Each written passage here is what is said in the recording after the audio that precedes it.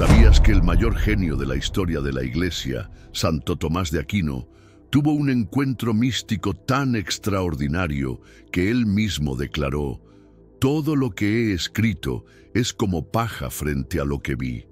En este video vamos a revelar el secreto detrás de este momento único, un evento que cambió para siempre la historia de la teología y del cristianismo. Pero antes de eso, ¿sabías que Tomás enfrentó un secuestro, intentos de corrupción y una prueba de fe que casi lo destruyó? Prepárate para una historia llena de milagros, valentía y giros inesperados que inspirarán tu vida y fortalecerán tu fe. Quédate hasta el final y suscríbete al canal para descubrir el misterio que transformó a este hombre sencillo en el doctor de la Iglesia. El año era 1225.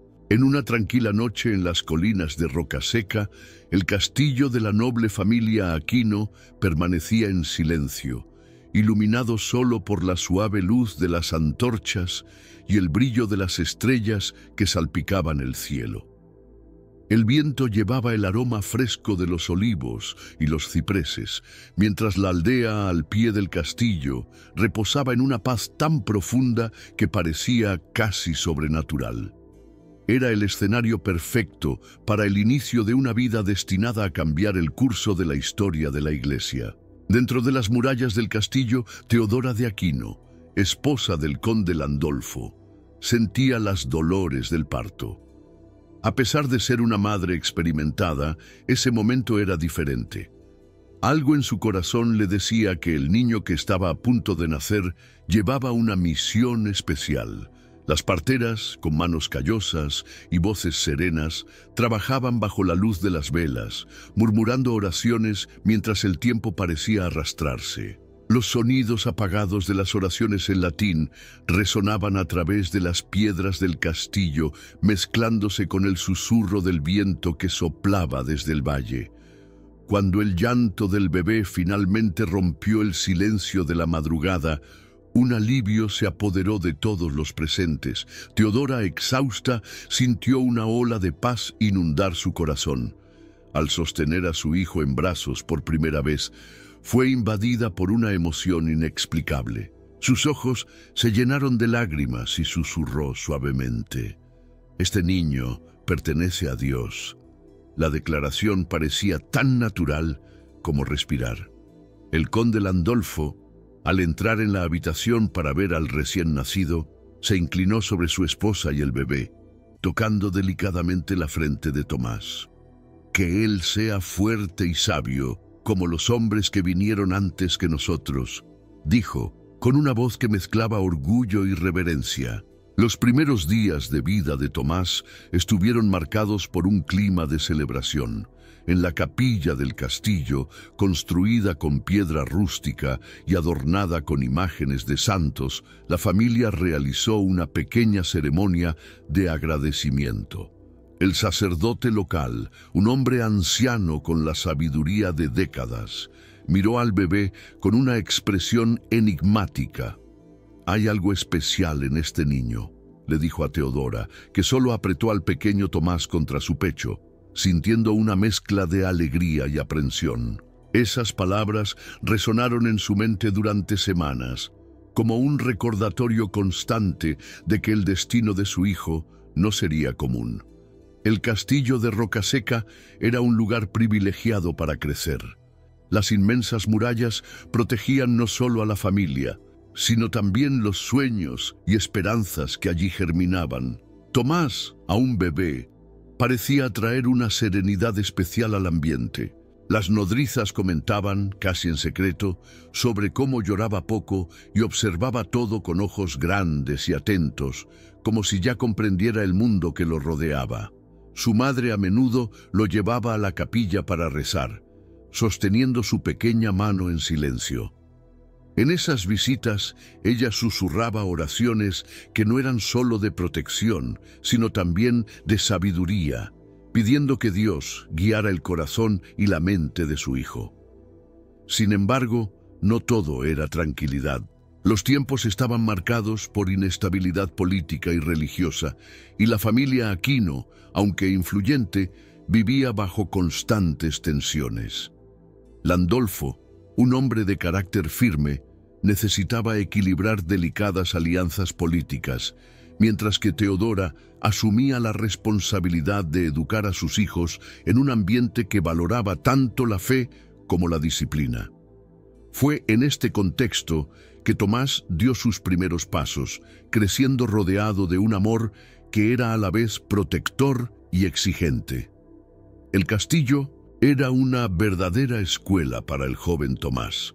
Mientras jugaba en los fríos corredores de piedra o en el patio iluminado por el sol de la mañana, absorbía historias contadas por los sirvientes y observaba con curiosidad los debates de su padre con visitantes ilustres. Incluso en su infancia había algo en su postura que transmitía calma e introspección. Las personas a su alrededor comentaban a menudo: «Este niño parece mayor que su edad». Pero para Teodora, eso era solo una confirmación más de que Dios tenía planes grandiosos para él. A medida que Tomás crecía, su apego a la fe se volvía evidente. Desde pequeño, solía imitar los gestos de los sacerdotes durante las misas, levantando los brazos en oración y repitiendo en su voz infantil partes de las escrituras que lograba memorizar. Cierto día, mientras la familia se reunía en la capilla, Tomás, con apenas 3 años, preguntó con curiosidad: ¿quién es Dios? La pregunta simple pero profunda dejó a todos en silencio. El sacerdote presente intentó explicar con palabras sencillas, pero el niño continuó mirándolo, como si ya buscara respuestas que iban más allá de lo que los hombres podían ofrecer. La inocencia de Tomás iba acompañada de una inteligencia precoz, algo que ni siquiera sus padres lograron ignorar. A los 5 años comenzó a aprender latín y mostró una habilidad impresionante para memorizar oraciones y textos sagrados. Teodora, a menudo, era vista con él en brazos, leyendo historias de los santos y explicando el significado de las imágenes religiosas que adornaban la capilla del castillo. Esos momentos crearon lazos profundos entre madre e hijo, pero también despertaron en ella una sensación de inquietud. ¿Estoy lista para dejar que este niño siga lo que Dios tiene reservado para él?, se preguntaba a menudo en oración silenciosa. La primera infancia de Tomás de Aquino fue un periodo de preparación silenciosa, pero lleno de significado. Entre los muros de roca seca, mientras crecía rodeado de amor y fe, la mano invisible de Dios moldeaba lentamente el corazón y la mente de aquel que, un día, sería reconocido como uno de los más grandes santos de la Iglesia. Cada día, su familia se daba cuenta de que no solo era un hijo, sino un don, una luz enviada para iluminar el mundo en un tiempo de oscuridad espiritual. Lo único que no sabían era que, para eso, tendría que enfrentar desafíos que pondrían su fe y coraje a prueba como nunca imaginaron. Aún muy joven, Tomás fue enviado a la abadía de Montecassino, uno de los centros religiosos más importantes de su época. Fue una decisión estratégica, pero también profundamente espiritual. La abadía, erguida sobre una colina que dominaba el paisaje circundante, parecía tocar el cielo con sus torres imponentes y sus campanas que marcaban las horas con resonancias graves y solemnes. Para Teodora y Landolfo, padres de Tomás, era más que una oportunidad educativa. Era un paso hacia el destino que empezaban a vislumbrar para su hijo. La llegada de Tomás a la abadía estuvo marcada por contrastes. El niño, que tenía poco más de 5 años, llevaba una expresión serena, pero sus ojos estaban llenos de curiosidad. Observaba todo: los monjes en sus hábitos simples, los vitrales que reflejaban la luz del sol en colores vibrantes sobre el suelo de piedra fría, y los rollos de manuscritos que parecían guardar secretos antiguos. El silencio del lugar solo era interrumpido por el susurro de las oraciones y el susurro de las páginas de pergamino, creando una atmósfera de misterio que encantaba e intrigaba al joven. Pronto, en los primeros días, los monjes se dieron cuenta de que Tomás no era un niño común. Mientras otros jóvenes estudiantes corrían por los claustros o se dormían durante las clases, Tomás permanecía atento, con los ojos fijos en su tutor, absorbiendo cada palabra como si fuera una verdad esencial. Pero lo que realmente impresionaba no era su capacidad de aprender, sino sus preguntas. ¿Quién es Dios?, preguntó una vez, interrumpiendo a un monje que explicaba el significado de un salmo. El tono de su voz era a la vez inocente y serio, como si esa pregunta llevara todo el peso de su alma. Los monjes al principio no sabían cómo lidiar con tal profundidad proveniente de un niño tan joven. Las preguntas de Tomás no eran solo frecuentes, eran penetrantes. Quería entender no solo los textos sagrados, sino también el motivo detrás de cada palabra. ¿Por qué Dios permitió que el hombre eligiera el bien o el mal? Cuestionó durante una clase sobre la creación. Estas preguntas creaban momentos de tensión en el monasterio, forzando a los tutores a revisar sus propios entendimientos y a buscar respuestas en las escrituras y en sus propias oraciones. Pero no todos los monjes veían las preguntas de Tomás como una bendición. Algunos lo consideraban terco, incapaz de aceptar las enseñanzas como verdades absolutas. «Este niño es como un árbol que crece en todas direcciones», comentó un monje anciano. «Si no se le poda, podría perder el rumbo». Sin embargo, el abad, un hombre sabio y paciente, veía algo diferente. Creía que las preguntas de Tomás eran un reflejo de su búsqueda sincera de Dios, un deseo de conocer no solo con la mente, sino también con el corazón. A pesar de su inteligencia precoz, Tomás era humilde. Nunca buscaba destacarse o contradecir a sus tutores por vanidad. Cuando un monje, frustrado, le dijo que algunas preguntas no tenían respuestas, Tomás bajó la cabeza en silencio. Más tarde, fue encontrado arrodillado ante el altar, rezando. «Muéstrame el camino para entender, Señor», murmuraba, con una voz tan baja que parecía fusionarse con el sonido de las velas que crepitaban en el altar. Los días en la abadía seguían un ritmo rígido. Las campanas llamaban a las oraciones antes del amanecer y los niños se levantaban para comenzar el día con cantos. Las clases eran largas y los recesos cortos. Sin embargo, Tomás parecía encontrar alegría en cada momento. Le gustaba caminar por los jardines del monasterio, donde los monjes cultivaban hierbas medicinales y flores. Allí observaba a las abejas trabajando incansablemente y se preguntaba si incluso los insectos tenían un propósito en el plan de Dios. «Todo está interconectado», le dijo una vez a un compañero, señalando a una abeja que se posaba en una flor. «Pero, ¿cómo todo esto lleva a Dios?». Su reputación comenzó a crecer, y los monjes empezaron a llamarlo el buey mudo. No era una burla, sino un reconocimiento de su naturaleza tranquila y su fuerza intelectual que parecía aún inexplorada. «Es como un buey que arará vastos campos», dijo el abad una vez. Tomás aceptó el apodo sin quejarse. Para él, el silencio era tan valioso como las palabras. Creía que en el silencio podía escuchar la voz de Dios. Antes de continuar, me gustaría saber si te está gustando esta historia. Si es así, te ruego que te suscribas al canal y dejes un comentario con tu opinión o contando algo milagroso que te haya sucedido, pero no salgas del video. Mira hasta el final. El canal está pasando por dificultades y la mejor forma de ayudarnos es comentando y suscribiéndote. Ahora, volvamos al tema. Un episodio memorable ocurrió cuando Tomás tenía alrededor de 9 años. Durante una tormenta violenta, Mientras los otros alumnos buscaban refugio en los corredores de la abadía, fue encontrado arrodillado en la capilla, en profunda oración.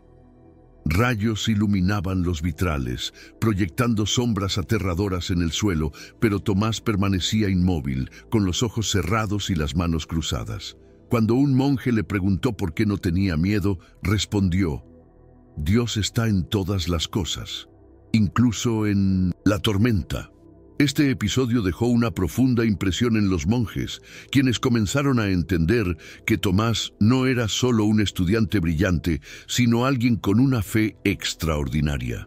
No veía la educación como un fin en sí mismo, sino como un medio para acercarse a Dios. Esta combinación de inteligencia y espiritualidad lo hacía único, y muchos empezaron a creer que estaba destinado a grandes cosas. A los 11 años, cuando llegó el momento de dejar Montecassino y continuar su formación en Nápoles, Tomás partió con el corazón lleno de gratitud. Sabía que los años en la abadía habían sido fundamentales para moldear su fe y su mente.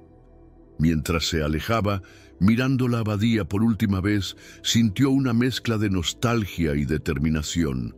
Sabía que apenas estaba comenzando su camino y que Dios tenía planes más grandes para él. Tomás de Aquino, a los 19 años, ya no era el niño curioso de Montecassino, sino un joven decidido a seguir el llamado divino.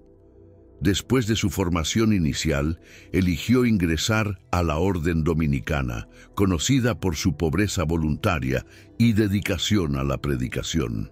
Sin embargo, para su familia aristocrática, esta decisión fue un golpe devastador.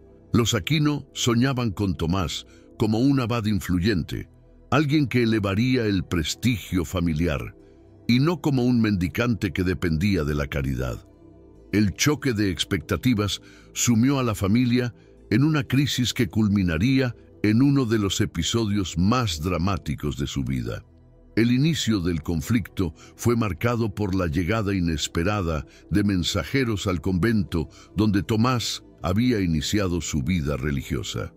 Traían una orden directa de sus hermanos. Tomás debía volver a casa.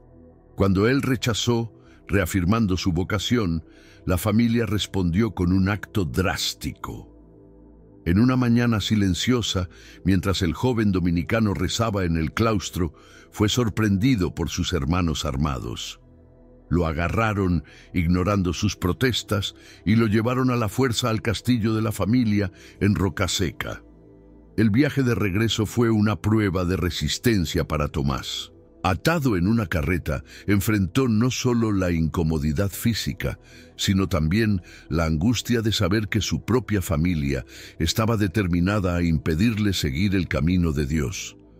El sonido de las ruedas de madera contra las piedras del camino parecía un martilleo incesante en su mente, pero él permaneció en silencio, concentrado en sus oraciones. Al llegar al castillo, fue conducido a una habitación que se convertiría en su prisión durante los próximos 2 años. La pequeña ventana de piedra permitía solo un vistazo al mundo exterior. Allí afuera podía escuchar los vientos que barrían las colinas y el sonido distante de las campanas del pueblo, recordándole la libertad que ahora le era negada. Dentro de la habitación, las sombras de las antorchas danzaban en las paredes, pero no podían iluminar el peso que Tomás sentía en su corazón. Sus hermanos y su madre intentaron de todo para persuadirlo a abandonar la orden dominicana. Primero, apelaron a la razón. Pensar en la vergüenza que traería a nuestra familia, decían. Cuando eso falló, recurrieron a las promesas. Ofrecieron riquezas, poder y una posición destacada en la iglesia. Pero Tomás rechazó cada una de esas tentaciones con una firmeza tranquila. Sabía que su llamado era mayor que cualquier gloria terrenal. Frustrados, sus hermanos decidieron probar su fe de una manera más cruel. Cierto día, empujaron a una joven dentro de la habitación donde Tomás estaba preso. Era hermosa, con ojos que imploraban atención, y había sido contratada para seducirlo. El plan era simple: Si lograban deshonrarlo, Tomás se vería obligado a abandonar la orden. Pero lo que sucedió a continuación fue una prueba de su inquebrantable devoción. Al ver a la joven, Tomás no dudó. Agarró un trozo de madera ardiente de la chimenea y lo brandió en su dirección, no para lastimarla, sino para protegerla y a sí mismo. La joven huyó asustada y Tomás inmediatamente se arrodilló, implorando a Dios por fuerza y pureza. Según los relatos, fue esa noche cuando tuvo una visión de 2 ángeles que lo cingieron con un cinturón de castidad, una señal de que su oración había sido escuchada. La noticia de este episodio llegó rápidamente a los monjes dominicanos, quienes reconocieron en Tomás una determinación inusual y una gracia especial. Incluso bajo extrema presión, había permanecido fiel. Sin embargo, para su familia, esto solo aumentó la frustración. No podían comprender cómo alguien podría renunciar a todo en nombre de un llamado invisible. A lo largo de los 2 años que permaneció preso, Tomás transformó su confinamiento en un tiempo de contemplación y estudio. Pidió libros religiosos y filosóficos y sus captores, creyendo que eso lo mantendría distraído, atendieron a su pedido. Pero en realidad, eso solo fortaleció su fe.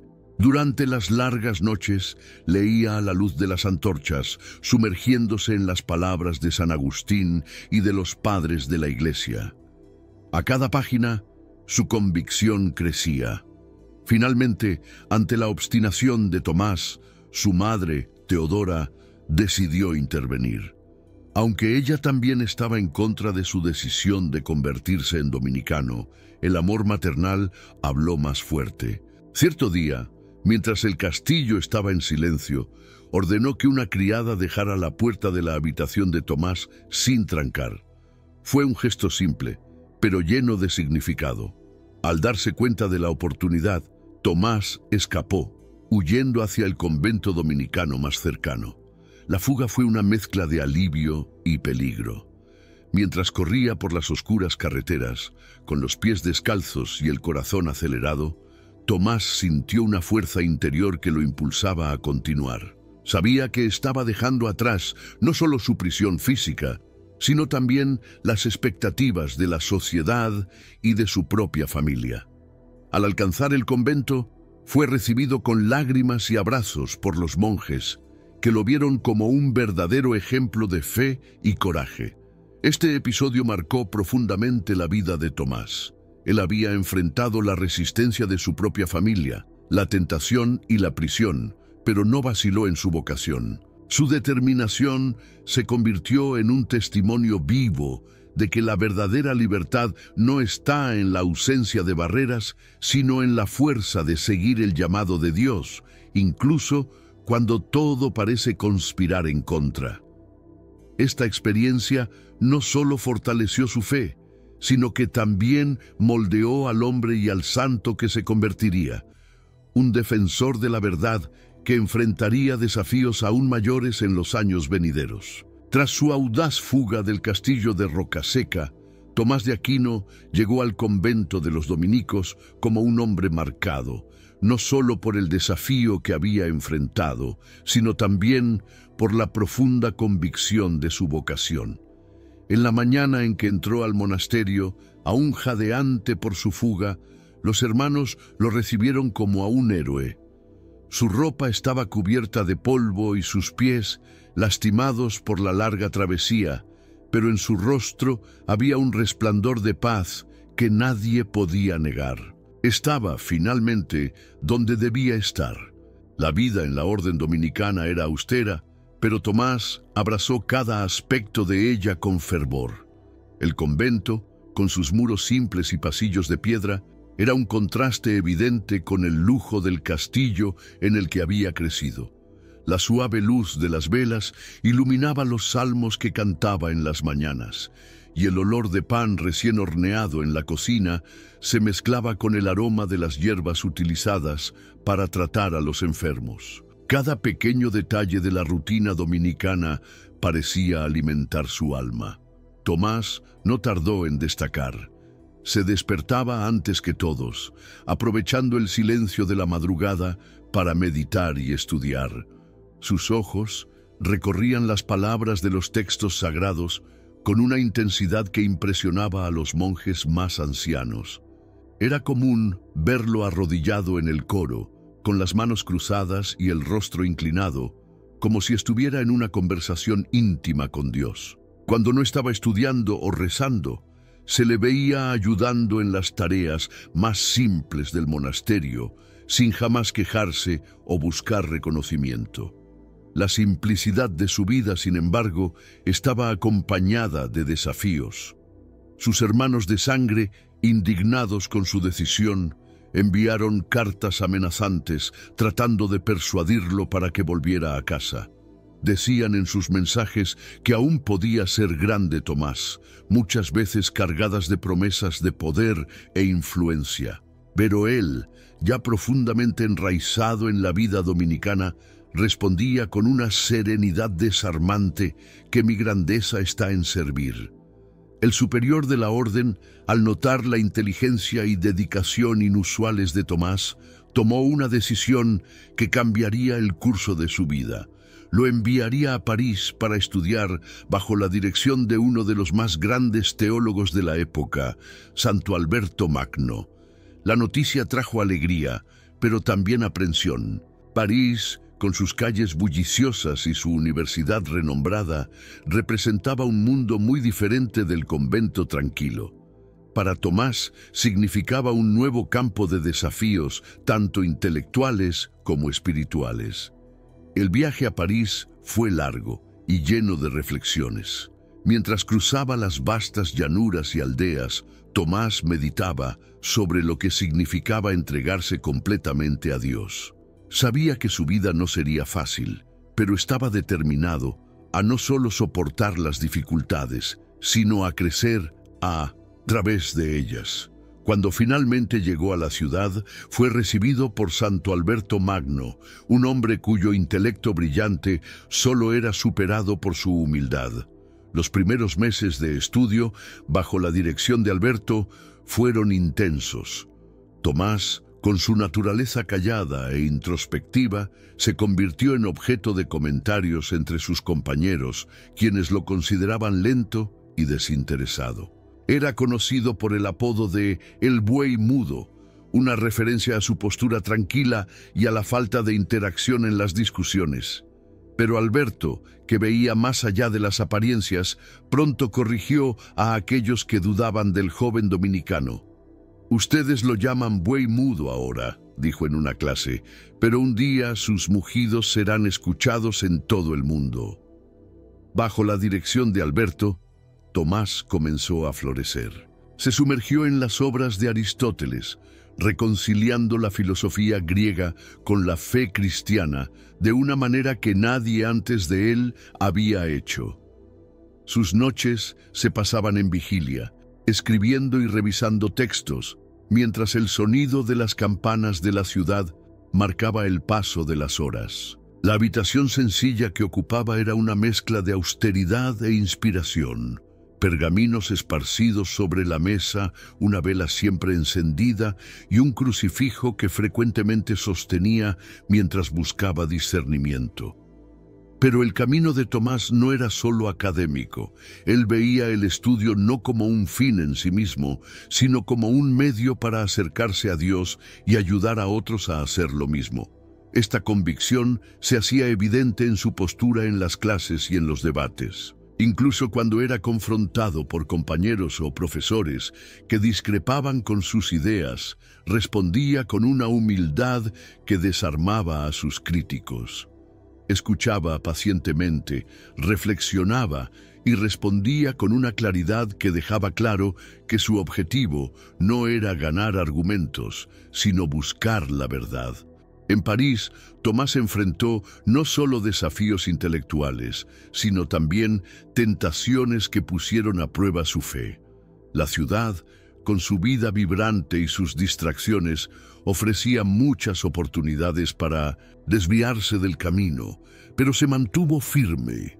Sus momentos de debilidad siempre eran superados por su disciplina espiritual y su compromiso con la oración. Muchas veces, otros monjes lo encontraban solo en la capilla, con los ojos fijos en el altar, murmurando oraciones que parecían brotar de una fuente inagotable de fe. Al final de su periodo de estudios con Santo Alberto Magno, Tomás ya no era el joven silencioso que había llegado a París. Se había convertido en un hombre profundamente formado, tanto intelectual como espiritualmente, listo para asumir el papel de profesor y teólogo que cambiaría la historia de la Iglesia.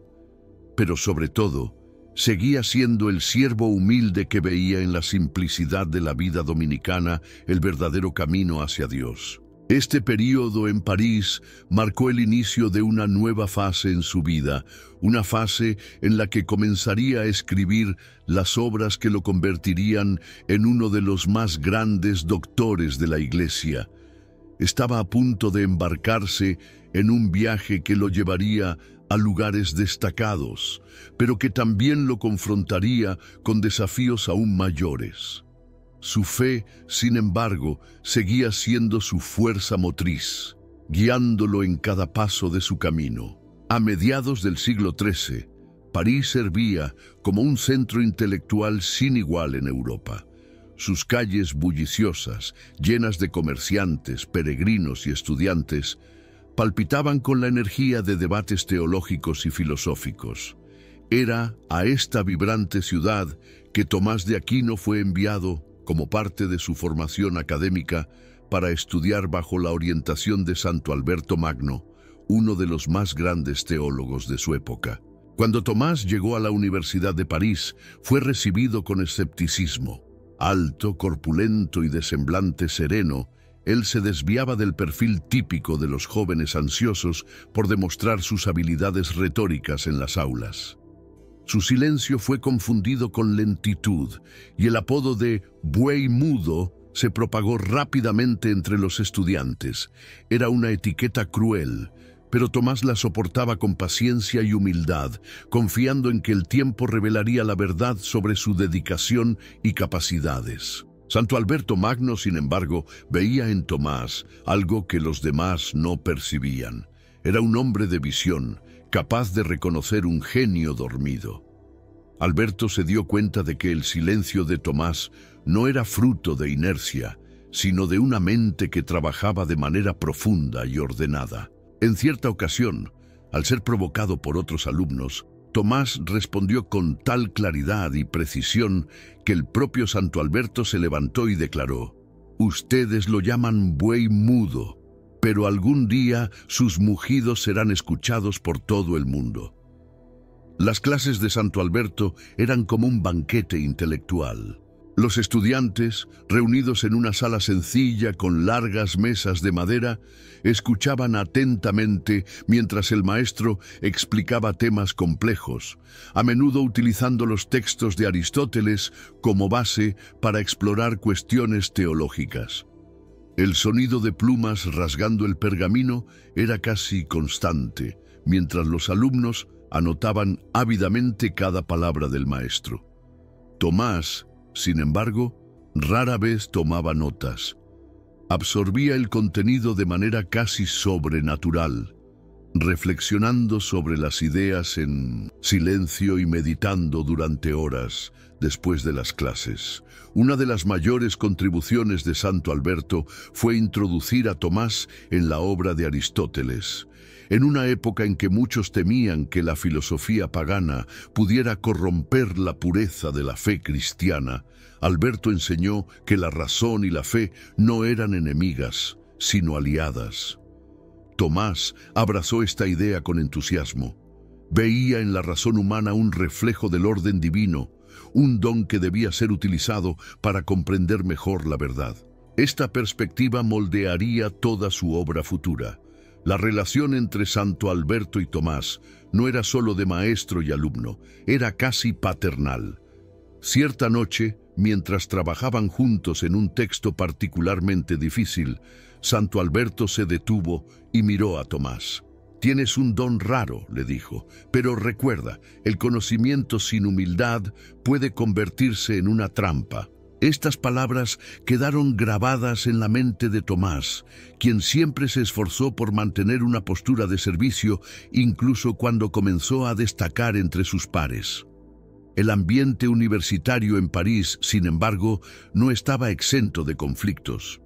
En esa época la Iglesia enfrentaba intensos debates teológicos y la llegada de las ideas aristotélicas solo exacerbaba estas disputas. Tomás fue rápidamente atraído al centro de estas controversias.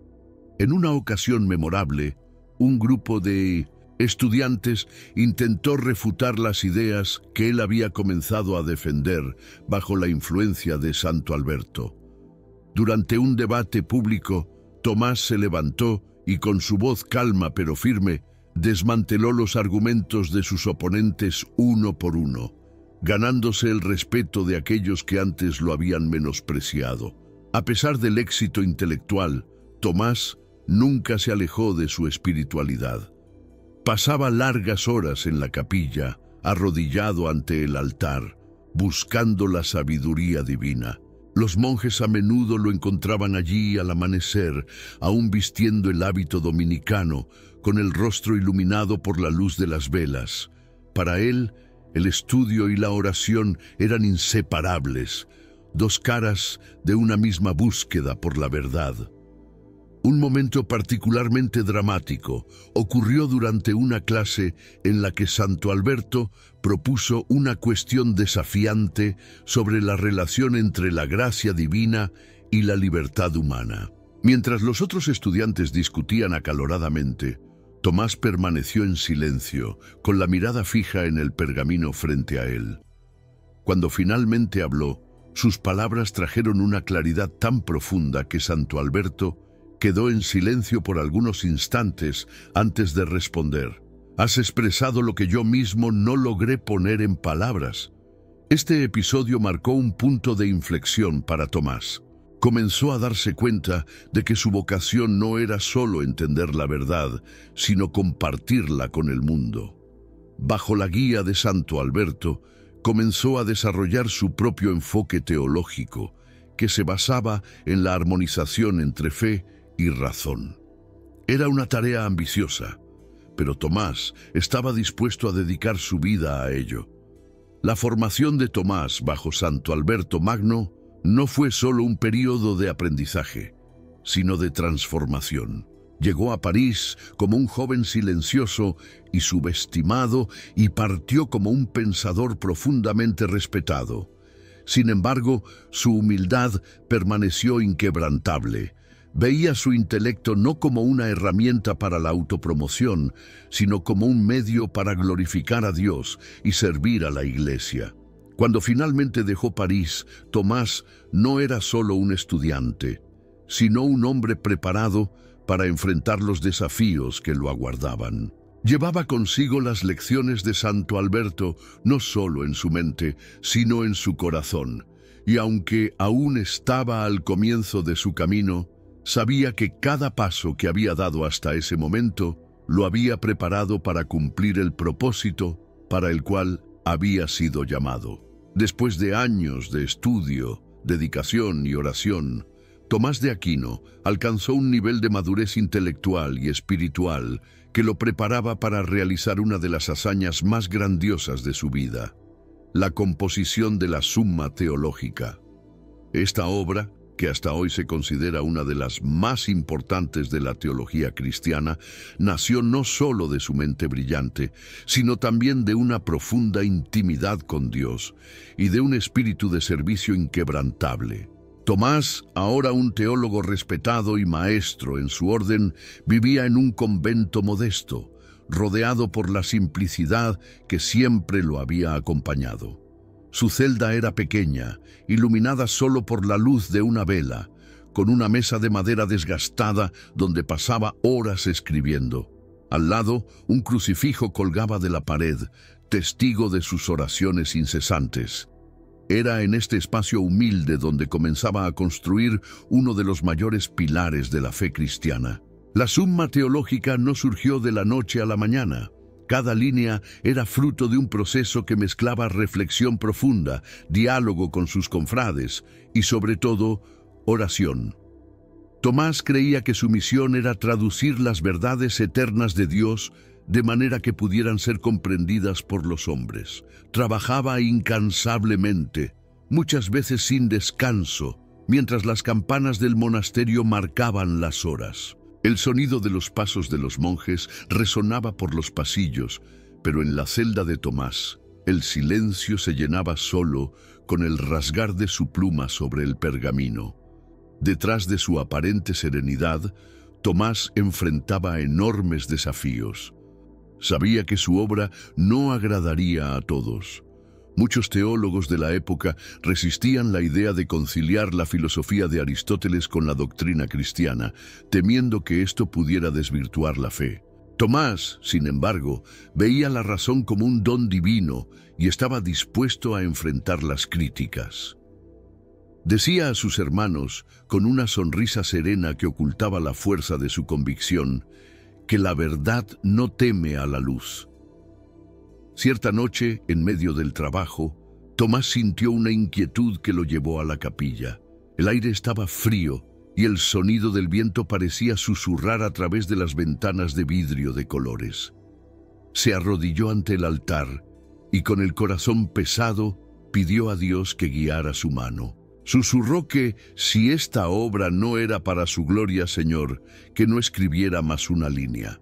Al levantarse, sintió una paz inexplicable, como si una fuerza invisible lo sostuviera. Mientras escribía, Tomás buscaba inspiración no solo en textos sagrados, sino también en las experiencias de la vida cotidiana. Escuchaba atentamente las preguntas y dudas de sus alumnos y confrades, utilizando esas interacciones para moldear sus respuestas en la Summa. Solía decir que no hay duda que no merezca ser aclarada, convencido de que la teología debía iluminar incluso las mentes más simples. El ritmo de trabajo era intenso, y los días se mezclaban con las noches. Tomás a menudo olvidaba comer o dormir, tan absorto estaba en sus reflexiones. Sus confrades, preocupados por su salud, a menudo lo encontraban durmiendo con la cabeza apoyada en la mesa, rodeado de pergaminos. Comentó uno de los monjes, admirado y ansioso al mismo tiempo, que estaba consumiéndose como una vela.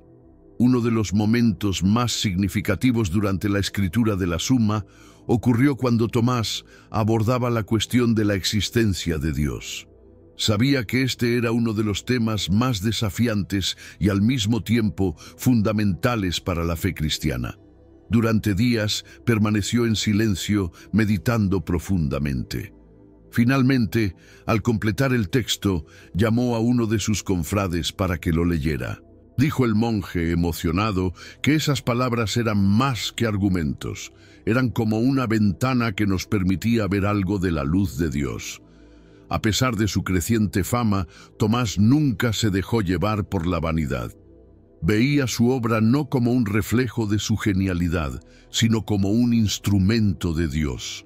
Cuando lo elogiaban, respondía con humildad que no escribía para ser recordado, sino para que las personas recordaran a Dios. Esta actitud lo hacía aún más respetado por aquellos que convivían con él. El trabajo de Tomás fue interrumpido innumerables veces por sus responsabilidades como profesor y predicador. Viajaba con frecuencia, llevando consigo solo algunas pertenencias y su incansable dedicación. En cada ciudad que visitaba, era recibido por multitudes de estudiantes y religiosos que ansiaban escuchar sus palabras. Durante estos viajes, a menudo enfrentaba un cansancio extremo y condiciones adversas, pero nunca se quejaba. Decía que el cansancio del cuerpo es un pequeño precio a pagar por la salvación de las almas. A pesar de los desafíos, Tomás completó buena parte de la Summa Teológica, pero nunca la concluyó del todo.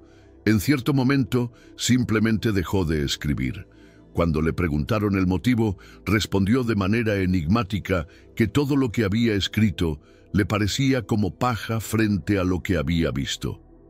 Esta declaración, que muchos creen que está relacionada con una experiencia mística que tuvo, reveló el profundo sentido de humildad que permeaba su vida. La Summa Teológica permanece como un testimonio no solo de la mente brillante de Tomás de Aquino, sino también de su corazón devoto.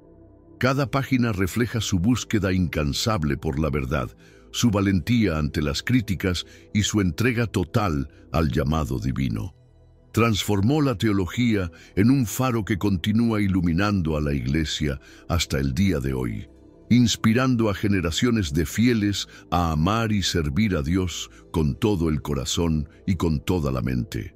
Era una noche silenciosa en la ciudad de Nápoles, donde Tomás de Aquino residía mientras enseñaba teología en la universidad local. La suave brisa que atravesaba los corredores del convento llevaba el aroma de flores cítricas de las colinas cercanas, y el sonido distante de las olas rompiendo en la costa creaba una atmósfera de paz.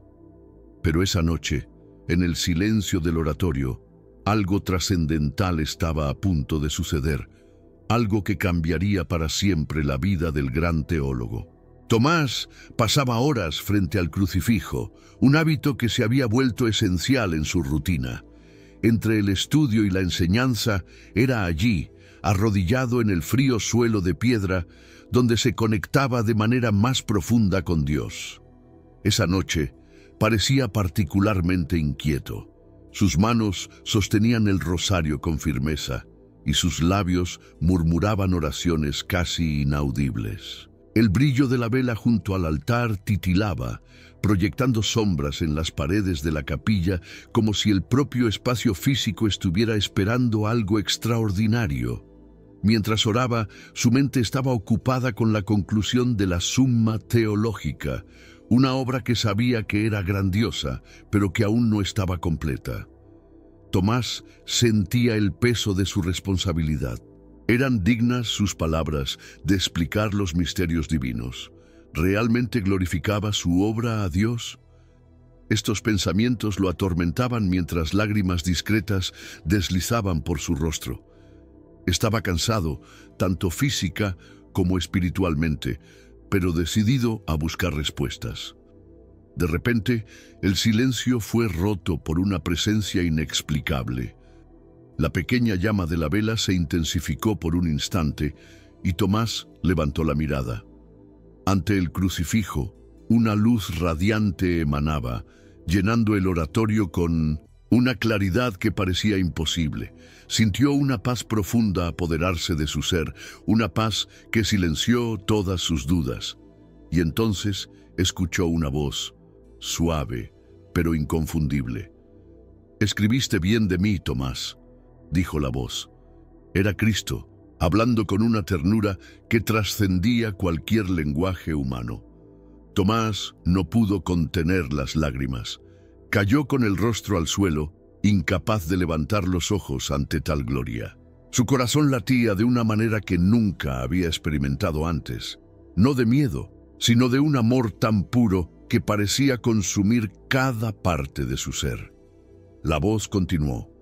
¿Qué recompensa deseas por todo lo que has hecho? Tomás, aún de rodillas, levantó la cabeza con esfuerzo. Sus labios temblaban al responder, «Nada más que a ti, Señor». Estas palabras, tan simples pero llenas de significado, resumían todo lo que él era, todo lo que había buscado a lo largo de su vida. Tomás no deseaba riqueza, poder o reconocimiento. Solo deseaba estar más cerca de Dios, el objeto de todo su amor y devoción. El brillo en el oratorio disminuyó gradualmente y el silencio volvió a reinar.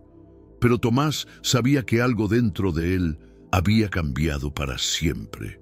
Permaneció arrodillado por un largo tiempo, incapaz de moverse, mientras las lágrimas corrían por su rostro. Su corazón estaba lleno de una alegría que no podía contener, pero también de un profundo sentimiento de humildad. Sentía como si hubiera vislumbrado un fragmento de la eternidad, algo que las palabras humanas jamás podrían expresar plenamente. A la mañana siguiente, los confrades notaron un cambio en Tomás. Parecía aún más sereno, más enfocado, como si llevara consigo un secreto sagrado. Cuando le preguntaron sobre lo que había sucedido, simplemente sonrió y desvió la mirada. Tomás sabía que lo que había experimentado no era algo que pudiera ser explicado, era algo que debía ser vivido. Después de esa experiencia, Tomás continuó su trabajo, pero con una nueva perspectiva. Estaba aún más consciente de la grandeza de Dios y de la limitación humana para comprenderlo completamente. En cierto momento, mientras revisaba sus escritos, se detuvo de repente. «Todo lo que he escrito me parece como paja ante lo que vi», dijo a uno de sus confrades, dejándolos perplejos. Para Tomás, ninguna palabra, por más bella o profunda, podría capturar la plenitud del misterio divino. A pesar de considerar sus escritos insuficientes, sabía que su trabajo era importante para la Iglesia. Continuó enseñando, guiando y escribiendo, pero con una humildad aún mayor. Sus clases se volvieron más envolventes, sus oraciones más fervorosas. Se había convertido no solo en un teólogo, sino en un hombre que había tocado el misterio de Dios de una manera que pocos podrían comprender. La experiencia mística de Tomás de Aquino fue un hito en su vida, un momento en que su fe fue confirmada de manera extraordinaria.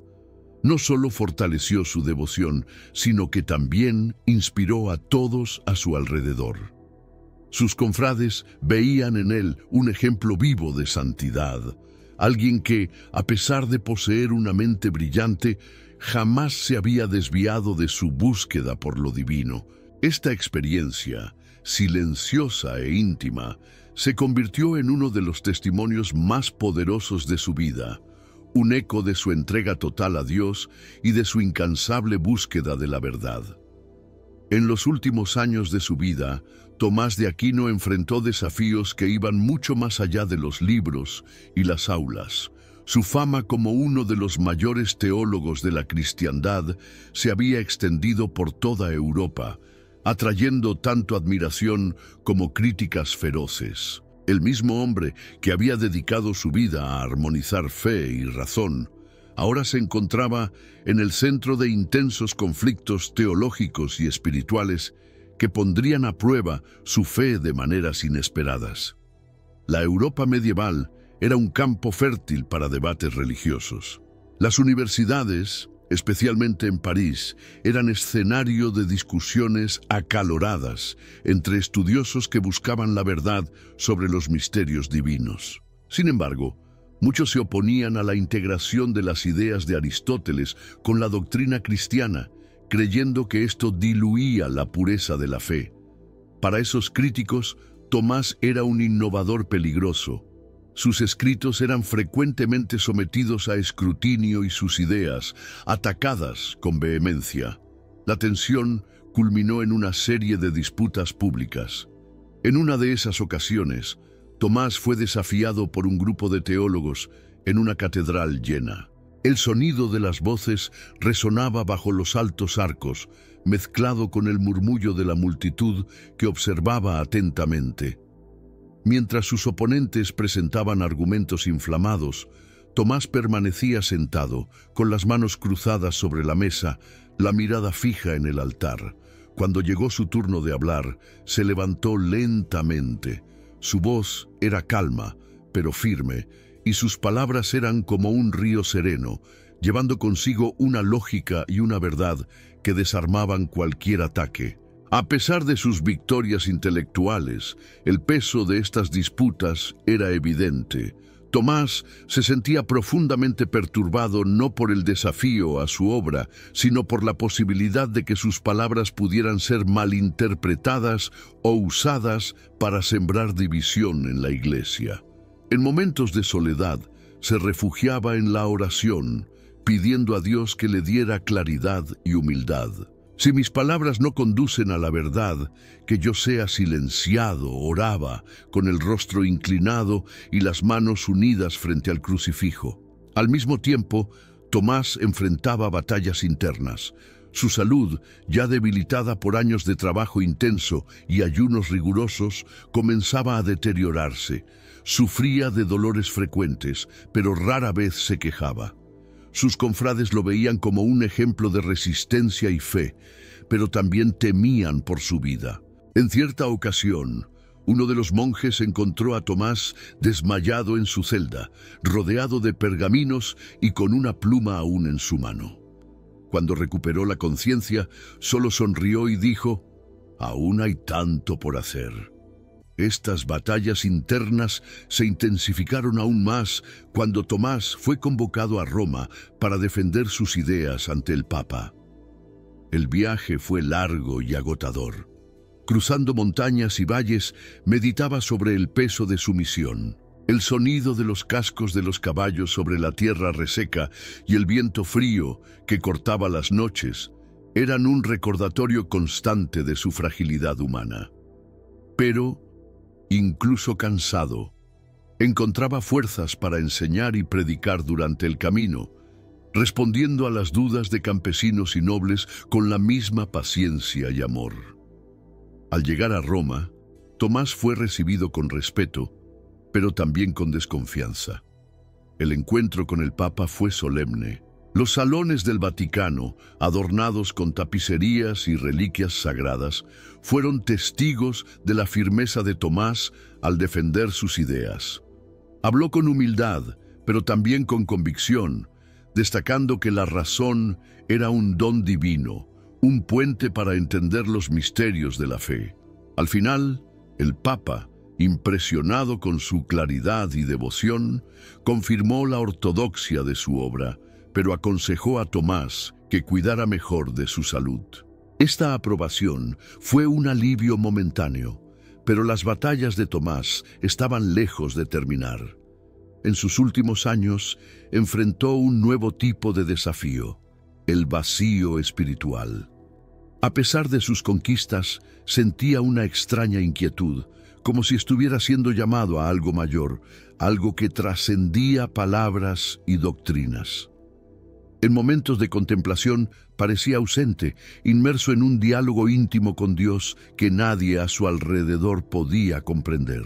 En una noche, durante un periodo de oración, confidenció a uno de sus confrades: «Todo lo que he escrito es paja frente a lo que he visto».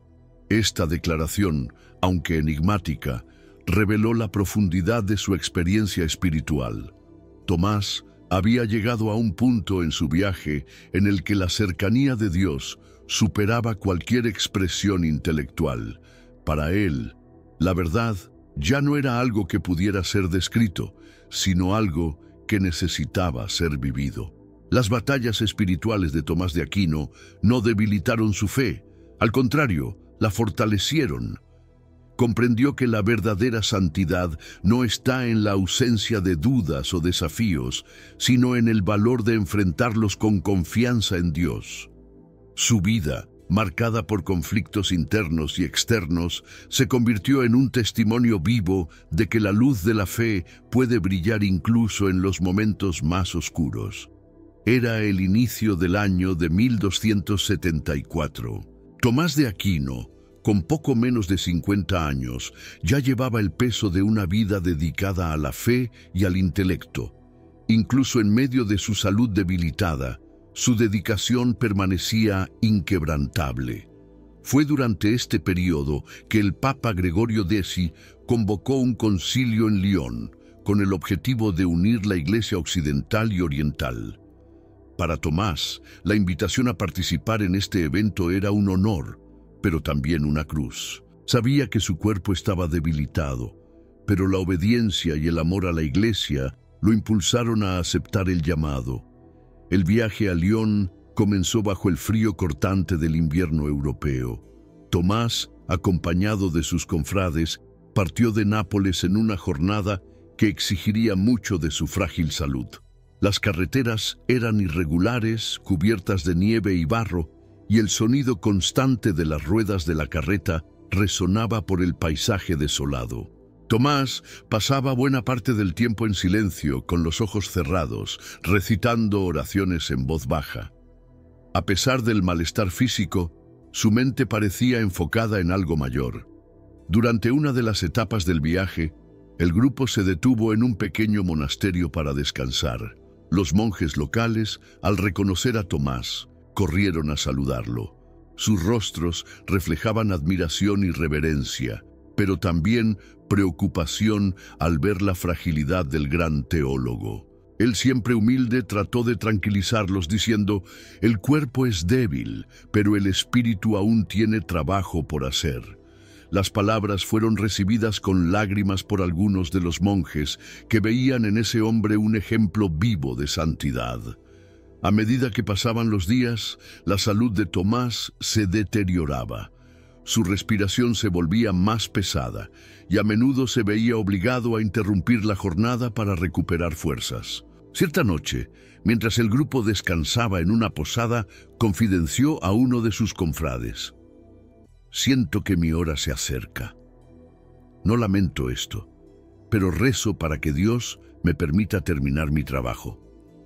Estas palabras, dichas con serenidad, trajeron lágrimas a los ojos de su amigo, que comprendía el sacrificio que Tomás estaba haciendo. Al llegar a la abadía de Fossanova, la condición de Tomás se volvió crítica. Los monjes, al darse cuenta de que no podría continuar el viaje, ofrecieron acogerlo. La abadía, situada en una colina tranquila, rodeada de bosques y campos silenciosos, parecía el lugar ideal para los últimos días de un hombre que amaba tanto la paz y la contemplación. Su celda era simple, con una cama de madera, una mesa pequeña y un crucifijo en la pared. Allí Tomás pasó sus últimas semanas. Incluso en medio del dolor, continuaba enseñando. Los monjes se reunían en silencio alrededor de su cama, mientras él hablaba sobre los misterios de la fe con una claridad y profundidad que solo podían venir de alguien que había dedicado toda su vida a Dios. Su rostro, marcado por el sufrimiento, irradiaba una paz que impresionaba a todos. «No temo a la muerte», dijo una vez, «pues ella es solo la puerta hacia aquel a quien siempre he buscado». En los días que precedieron a su muerte, Tomás recibió los sacramentos con profunda devoción. Cuando el sacerdote le trajo la Eucaristía, se levantó con dificultad, arrodillándose con el máximo de reverencia que su cuerpo permitía. Sus palabras al recibir la comunión fueron registradas como un testimonio de su fe. «Te recibo, precio de mi redención, alimento de mi alma, por amor de quien estudié, trabajé y enseñé. Nunca dije nada en contra de ti. Si lo hice, fue por ignorancia, y no insisto en ello. Si me equivoqué en algo, someto todo al juicio de la Santa Iglesia». El 7 de marzo de 1274, Tomás de Aquino entregó su alma a Dios. El silencio que siguió a su muerte fue interrumpido solo por el sonido de las oraciones de los monjes, que se arrodillaron alrededor de su cuerpo, agradeciendo por la vida de un hombre que había iluminado al mundo con su sabiduría y santidad. La noticia de su muerte se propagó rápidamente, provocando tristeza y admiración en toda la iglesia. Tomás había partido, pero había dejado un legado que continuaría moldeando la fe cristiana durante siglos. Su último acto, su última palabra y su último pensamiento fueron dedicados al mismo Dios que amó con todo su corazón, mente y alma. Así, en una celda simple, rodeado de la humildad que siempre lo caracterizó, el gigante de la fe encontró su descanso eterno. La muerte de Tomás de Aquino, el 7 de marzo de 1274, no marcó el fin de su historia, sino el inicio de una era en la que su obra continuaría moldeando la Iglesia y el pensamiento cristiano durante siglos. En la abadía de Fossanova, donde descansaba en paz, el silencio tras su partida era interrumpido solo por el sonido de las oraciones de los monjes, que agradecían a Dios por la vida de quien había sido un faro de sabiduría y fe. La noticia de su muerte se propagó rápidamente, viajando por aldeas, conventos y ciudades. Dondequiera que llegaba, provocaba una mezcla de tristeza y admiración. En París, donde había dejado una huella indeleble como profesor y teólogo, los estudiantes se reunieron en la universidad para recordar a su maestro. En Roma, el Papa Gregorio X, que lamentaba no haber tenido a Tomás a su lado en el Concilio de León, ordenó que se ofrecieran misas en su memoria. En la pequeña aldea alrededor de Fossanova, los campesinos, que poco entendían de las profundidades de la teología de Tomás, lo recordaban como el monje humilde que los saludaba con una sonrisa y que, incluso debilitado, había encontrado fuerzas para bendecir a sus niños. Para estas personas simples, él no era solo un gran erudito, sino un hombre de Dios. Poco tiempo después de su muerte, comenzaron a surgir relatos de milagros atribuidos a su intercesión. Enfermos que tocaban su tumba afirmaban haber sido curados, y aquellos que buscaban sabiduría en sus obras decían encontrar en ellas una luz que los guiaba en sus vidas espirituales. Estos testimonios solo reforzaron el sentimiento de que Tomás era un santo en todos los sentidos de la palabra. La Iglesia, reconociendo la importancia de su vida y obra, inició el proceso de canonización pocos años después de su muerte. En 1279, durante el papado de Juan XXII, Tomás de Aquino fue oficialmente declarado santo. La ceremonia, realizada en una basílica llena de fieles, fue un momento de gran emoción. Las palabras del Papa resonaron en el templo.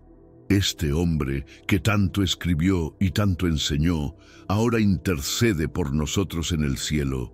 Su canonización no fue solo un reconocimiento de su santidad, sino también un llamado a la Iglesia para valorar la búsqueda del entendimiento de la fe. Para muchos, Tomás era la prueba viva de que la razón y la fe pueden caminar juntas, iluminando el camino hacia Dios. Sus obras, especialmente la Suma Teológica, se convirtieron en lecturas obligatorias para teólogos y líderes religiosos, pero también inspiraron a laicos que buscaban una comprensión más profunda de su fe. Los siglos que siguieron consolidaron a Tomás de Aquino como una de las figuras más grandes de la historia de la Iglesia. En 1567, el Papa Pío V lo declaró doctor de la Iglesia, un título reservado a aquellos cuyas enseñanzas son consideradas universales y atemporales.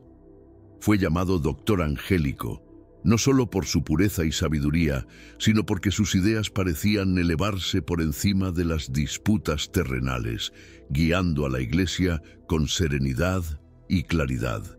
Incluso fuera del mundo católico, Tomás influyó profundamente en el pensamiento occidental. Filósofos, científicos y eruditos de diferentes tradiciones encontraron en sus ideas un terreno fértil para reflexiones sobre ética, política y metafísica. Su enfoque equilibrado, que unía lógica y espiritualidad, continuaba inspirando a generaciones. Sin embargo, el legado más poderoso de Tomás no está solo en sus palabras, sino en el ejemplo de su vida. Nos mostró que la verdadera grandeza no está en títulos o logros externos, sino en la capacidad de entregar todo a Dios, incluso ante las mayores adversidades. Su humildad, su obediencia y su incansable búsqueda de la verdad continúan resonando como un testimonio vivo de fe. Hoy, las iglesias y monasterios donde vivió y trabajó son destinos de peregrinación para aquellos que buscan inspiración en su vida. La tumba de Tomás en Toulouse, Francia, es visitada por miles de fieles cada año que se arrodillan en oración, agradeciendo por el don de su vida. En cada rincón del mundo, su nombre es recordado en misas, conferencias y estudios, como un símbolo de sabiduría y santidad. La coronación de Tomás de Aquino en el cielo, aunque invisible a los ojos humanos, ha sido testificada en sus frutos en la tierra. Vivió como un siervo fiel, entregando su mente y su corazón a Dios, y ahora es celebrado no solo como un santo, sino como un amigo e intercesor de todos aquellos que, como él, buscan la verdad. Su historia de humildad, sacrificio y amor seguirá inspirando e iluminando el camino de millones por generaciones.